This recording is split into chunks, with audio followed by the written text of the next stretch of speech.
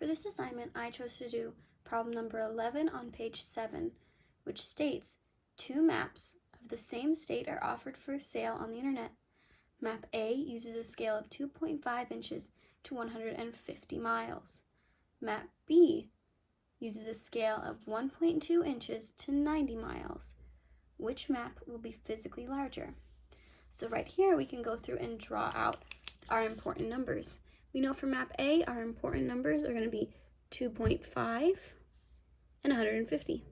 For map B, we know that our important numbers will be 1.25 and 90. So as we go down, we can put this into words, right? Our important numbers, 2.5 inches to 150 miles, 1.25 inches to 90 miles, which when we put into a ratio is 2.5 to 150 and 1.25 to 90. Not forgetting our inches and our miles. So what we really want to do here is we want to compare these, which means that we need to get our inches down to 1 so we can see how many miles are there per inch. To do this for map A, we will be taking our 2.5 to 150 and dividing it by 2.5. When we do that, we know that our inches will equal 1, but now we have to figure out our miles. When we are dividing by a decimal, we move our decimal over the same in both places. So our new equation is 25 divided by 1,500. We know that 25 goes into 150 6 times to equal 150. So now what we have to do still is drop that 0 to get our answer of 60. So therefore,